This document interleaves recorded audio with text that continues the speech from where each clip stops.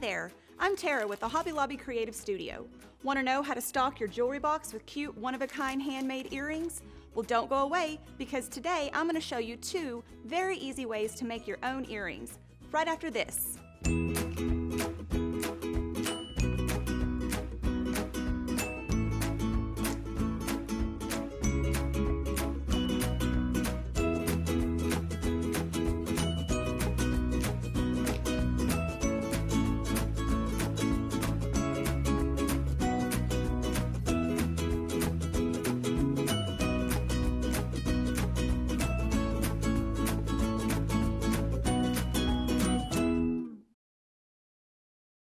Earrings are an easy way to add the perfect finishing touch to any outfit. They also make great stylish gifts, or could even be a fun craft to do at a party with your girlfriends or daughters.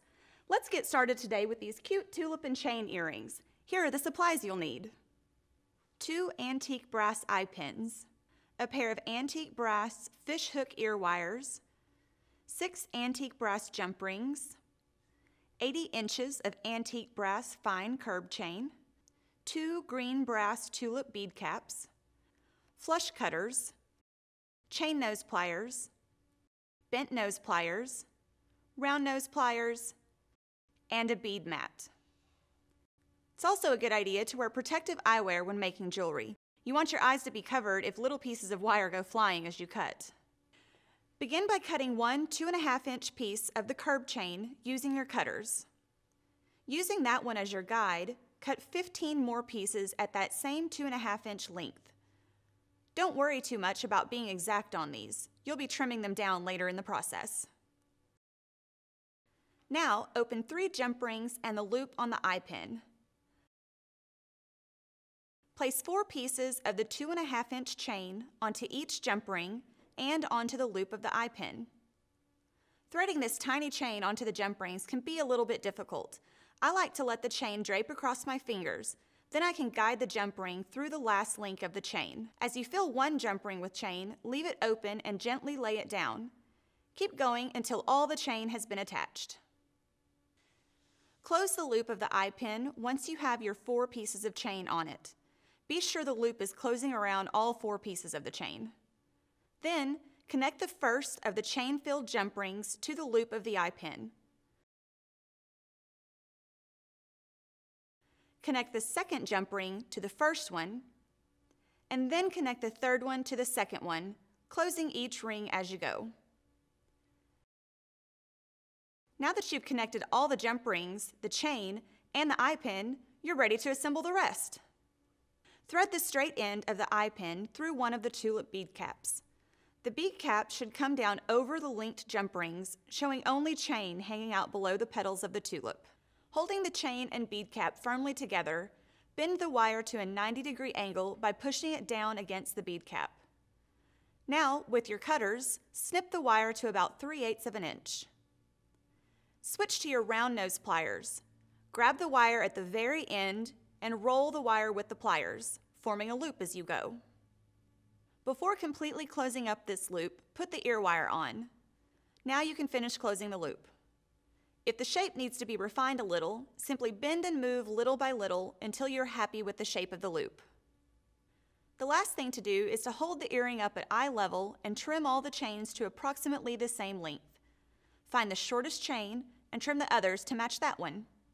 And that's it for the first earring. Now repeat that same process for the second earring and you've got your first completed pair of designer-looking earrings you made yourself. Next up is this awesome pair of beaded chandelier-style earrings. They look impressive, but I guarantee you can make them yourself. Here's what you'll need. 12 2-inch silver finish head pins, 68 4mm round turquoise jasper beads, 2 3-inch silver finish eye pins, about 8 inches of white nickel fine curb chain, a pair of silver finish fishhook ear wires, 16 4mm silver finish jump rings, chain nose pliers, bent nose pliers, round nose pliers, flush cutters, and a bead mat. We'll begin this one by preparing all of the dangling beaded head pins first. For one earring, you'll need 2 head pins with 4 beads, 2 head pins with 6 beads, and 1 head pin with 8 beads. To make the first one, place 4 beads onto a head pin and form a loop at the top, just like I showed you on the last pair of earrings. For each of these, add a jump ring before you finish closing the loop. Repeat this until you've got all 5 of the head pins beaded and ready to go. Now it's time to attach them all together. Start by laying the beaded head pins out in the order you'll place them on the eye pin. 4 beads, 6 beads, 8 beads, 6 beads, 4 beads.